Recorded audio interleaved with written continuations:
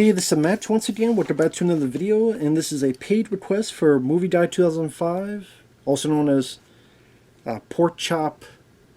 Is it Returns? I know it starts with Pork Chop for the Pork Chop Express for Big Trouble in Little China.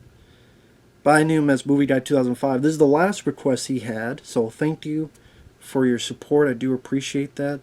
For those interested in requesting any type of videos, movie reviews, re-reviews, random thoughts, streams, commentaries, tier lists, rankings, video game playthroughs, whatever the case may be, feel free to send it either directly to my PayPal. I do have a CashApp as well. Links are down below in the info box, and I will get to it as soon as I possibly can. Now, he had mentioned the Amazing Digital Circus, and I'm like, okay, I don't think I've seen that. And then come to find out, I have seen this before. But when I last saw this, there are only 2 episodes. And that's it.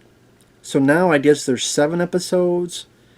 I guess they don't go for like an 8th final episode? I'm like, really? They don't have a final one? And not, that seems a bit much to try to wrap everything up. But whatever. But he wanted me to talk and look at the first 3 episodes. So the first 2 I had seen before.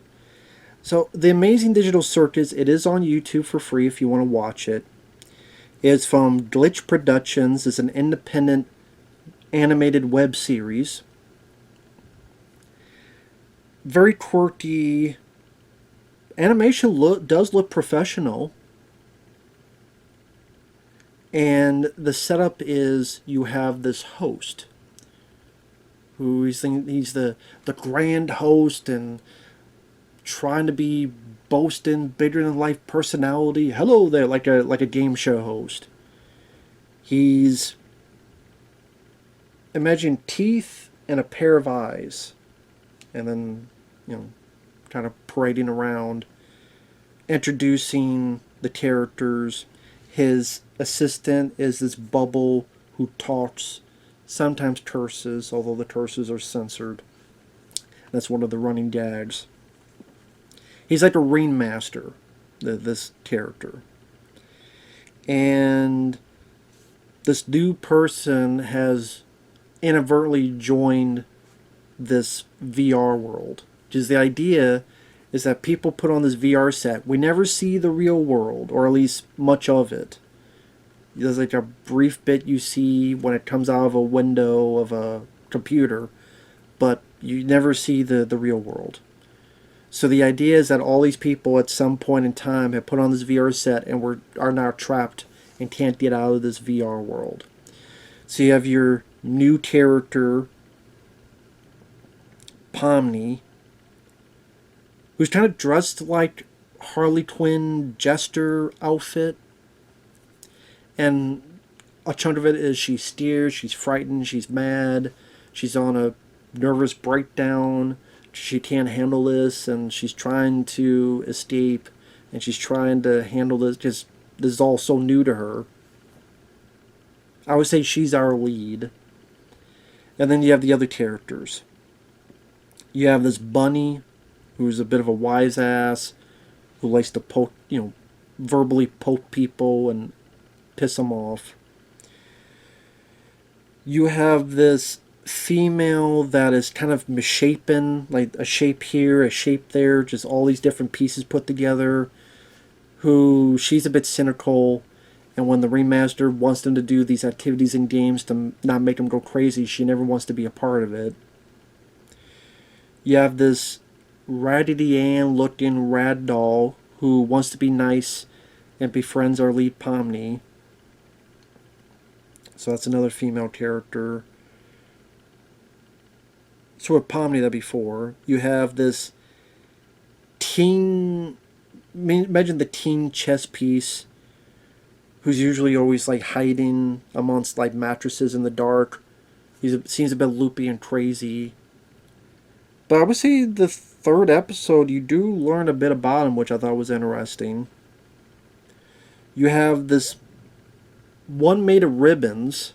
I think there's another female character made of ribbons, who has like the jester, not the comedy and tragedy mask, but the comedy's always broken, so it's always the tragic mask, so she always seems sad.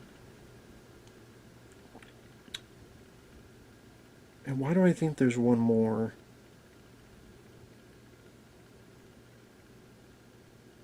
Well, there was this clown they knew, but it's now become this black void creature thing that in the first episode they got to deal with, and when it's eventually captured, it's put into kind of this pit down below.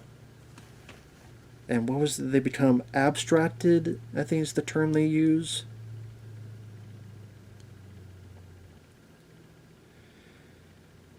And the first episode is really just an introduction to these characters, to this world, to how these characters behave. And yeah, there's a character they knew that has become this creature. It's glitching. The Raggedy Ann girl, Pomni, is running around because she's scared. She doesn't know what to do. And there's a point where she's going through what she thinks is an exit and going through multiple exits and thinks she goes into like a white void, but the remaster pulls her back. So she's kind of realizing she's in more of a hopeless situation. And while that's happening, some of the other characters are on this task of getting these blocks called glomps. And then eventually they finish their task.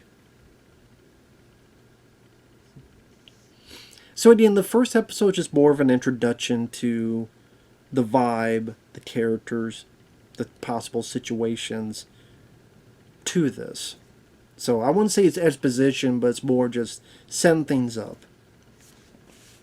And yeah, I thought the voice acting, the animation sound and looked professional enough. There's definitely an assortment of quirky characters that if you don't like one, maybe you could like the other or another to relate to or be intrigued by. A good chunk of them I was at least intrigued to see what would happen next. There's a couple clever bits. There's a bit where the bunny and others are kind of sliding down and they go through these things and then makes a sound like a bowling when you hit the pins, and the sign goes spare. Well, as that's down, the bunny's going by. He goes, grabs the thing, breaks the sign, throws it away, and goes back. So, follow a bit of that cartoon logic. Just like Pomni tries to curse, but each time she tries to curse, it keeps censoring more and more and more. So there's some funny stuff like that.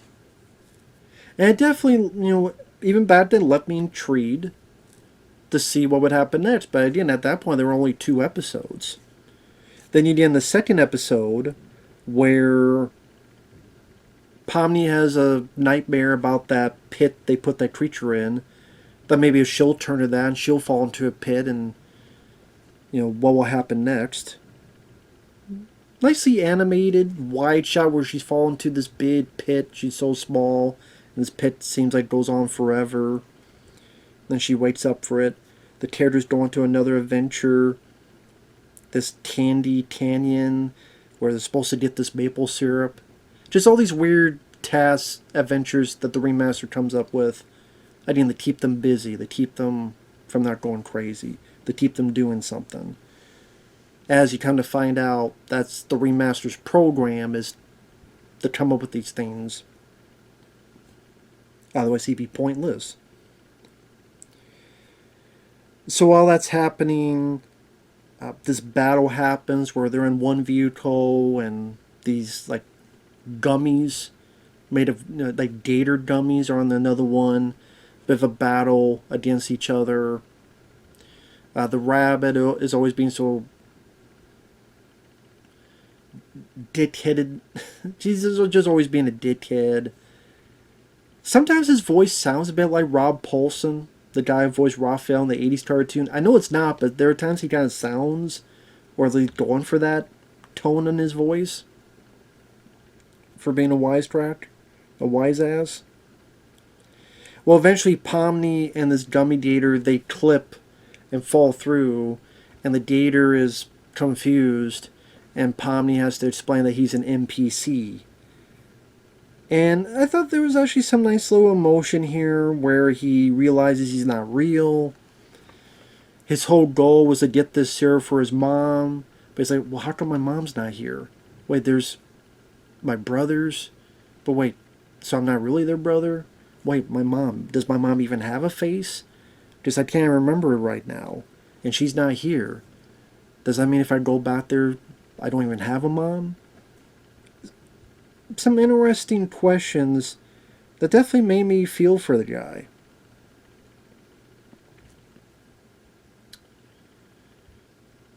And Pomni could kind of relate, she says she kind of relate to it, but, being somewhere where she doesn't know who she is and what to do. So it seems like a possible new friend she could have, and invites him to come with them.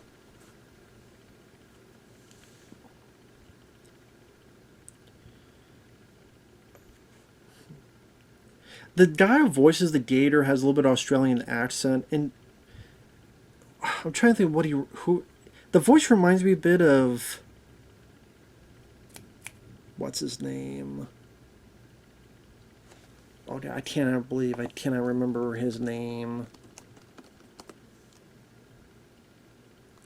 Why can't I remember his name? Sam Worthington. I know it's not him, but for some reason, it reminds me a little bit of Sam Worthington's voice. So while that's all happening, the other characters, they meet this fudge creature, which I thought this big fudge creature was kind of funny, because just the stuff he was saying was just pretty out there and weird. Oh, you're not candy, I just cannot eat you. What, you just eat people? No, I eat candy people. And how did he put it? God, I'm trying to figure out how he put it.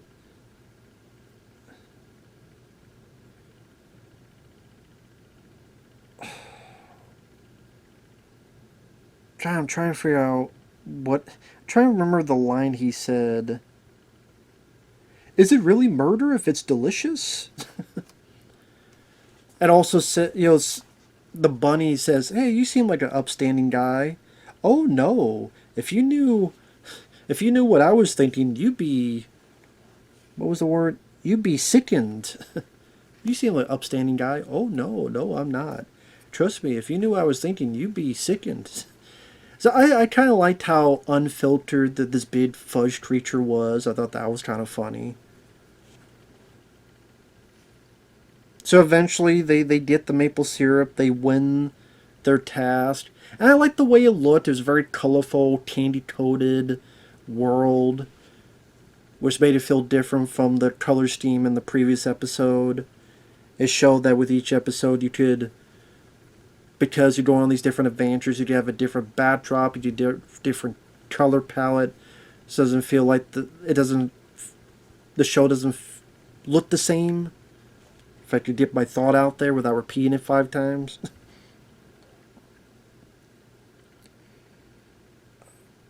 And then the ending is a bit tragic because she brings the gator with him, and then the ringmaster just zaps him. What? Oh, we can't have NPCs run around here because then I wouldn't know the difference and blah, blah, blah. So it's just a really lame, stupid decision. It's just to once again break Pomni's heart, ready for her to lose it again, before the Raggedy Ann girl goes, hey, I know you didn't know him, but we're going to have a funeral for our clown friend.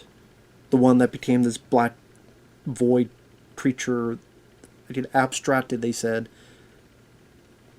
So she sees how they cared for this guy and goes, well, she imagines going to that pit again, but then a few grabbing her. So, okay, maybe, at least I'm not totally alone. So the semblance of hope. So I thought like that ending, with that little gator just being vaporized was a bit surprising when I first saw it, and a little bit of a gut punch. There's a nice little emotion in there. Nice some funny gags and visuals. The characters like the Fish Creature were fun. So I would say I even liked that more than the first episode. And then the third episode, which I had not seen before until now, I thought was interesting because, number one, their task is at a spooky mansion, so they have a little bit of a horror flavor. The misshapen girl, Zubul, I think is her name, she keeps skipping the adventures, and so the remaster tries to talk to her, which then it becomes like a therapy session for him. So there's that. You get the idea that he's got to keep making these adventures, otherwise he'll seem useless with no reason to exist.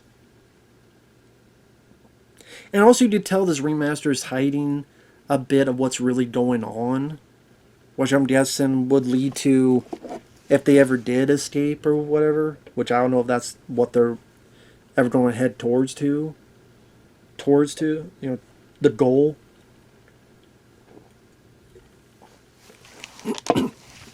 I don't know.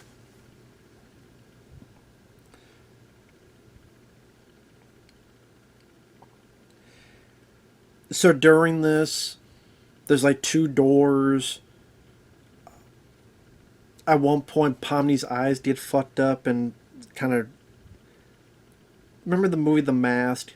The eyes shoot out. That happened to her, but she can't put it back in. That teen, that kind of paranoid, a little bit loosey-goosey in the brain, chess piece is trying to help. They inadvertently go into the stereo room. And then you kind of find out that the more they're in the dark, the more this chess pawn can think. Which surprises Pomni. And then you start learning more about this guy. That he wasn't always like this.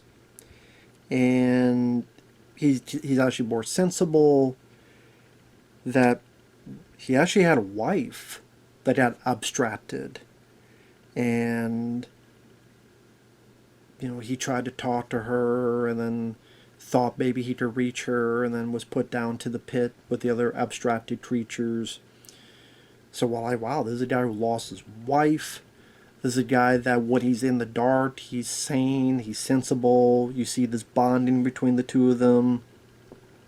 I did this kind of tragic thing where even she knows when we get out of here, you don't go back to being crazy, you're not even going to remember this. And he even puts it, well, it's important that you remember this.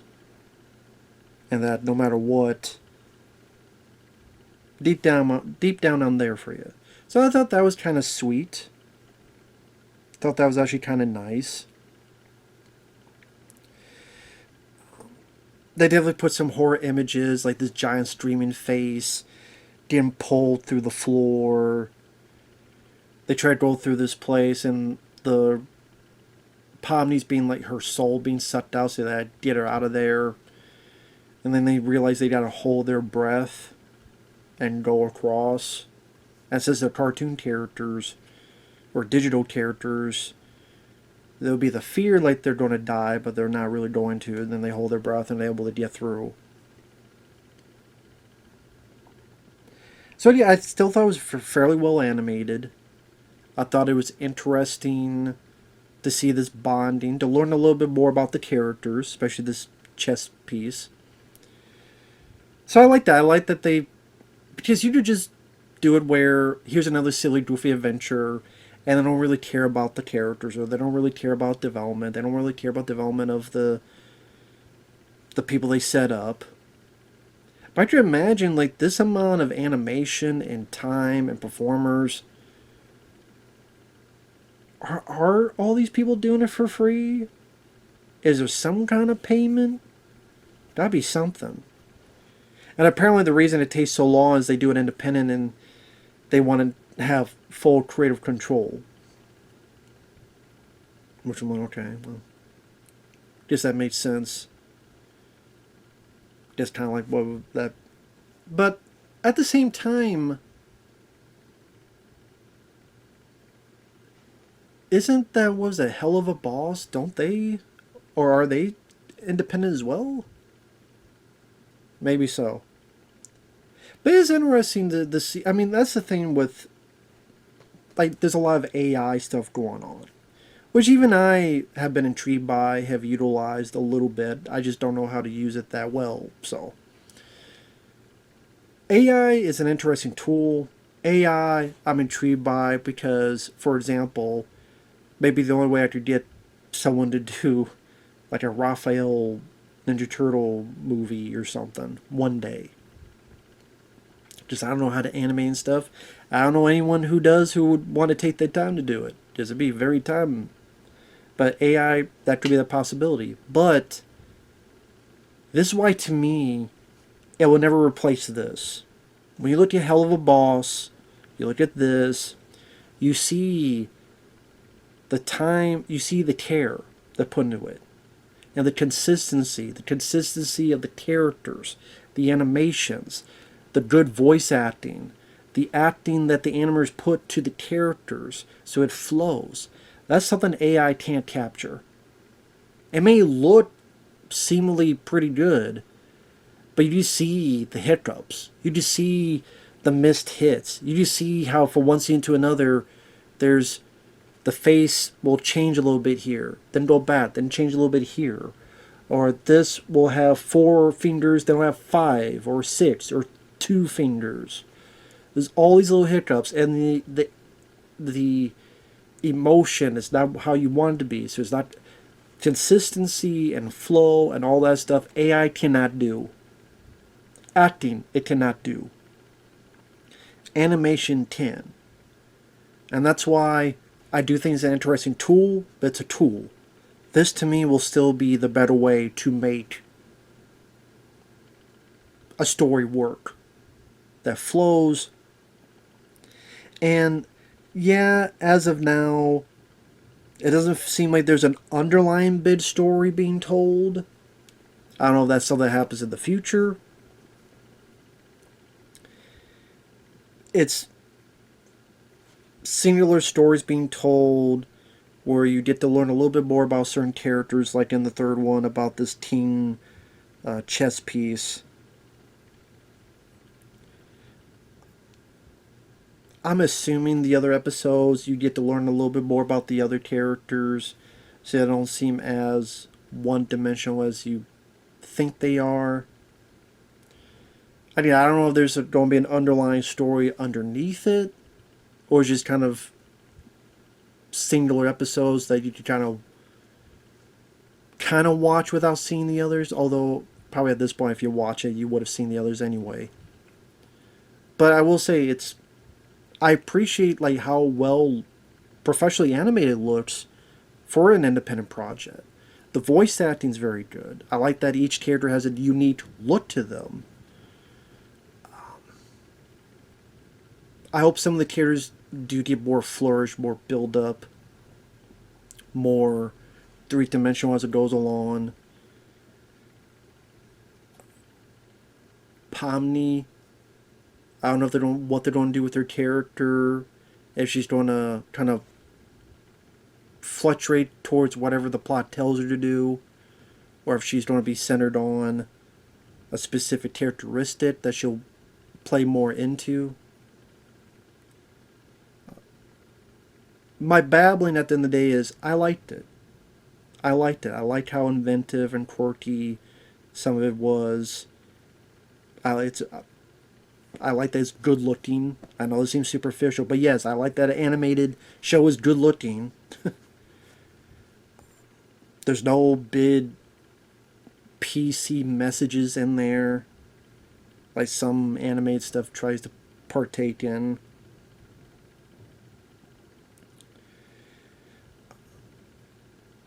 I think it's appropriate for most ages because it's not like a cartoon where there's a lot of sex jokes, dick jokes, anything of that sort. So, like Hell of a Boss, that's definitely not all for all audiences. This one, a little bit more for a younger audience to get into as well as an older audience. So, a little bit more age appropriate, but not cookie cutter either.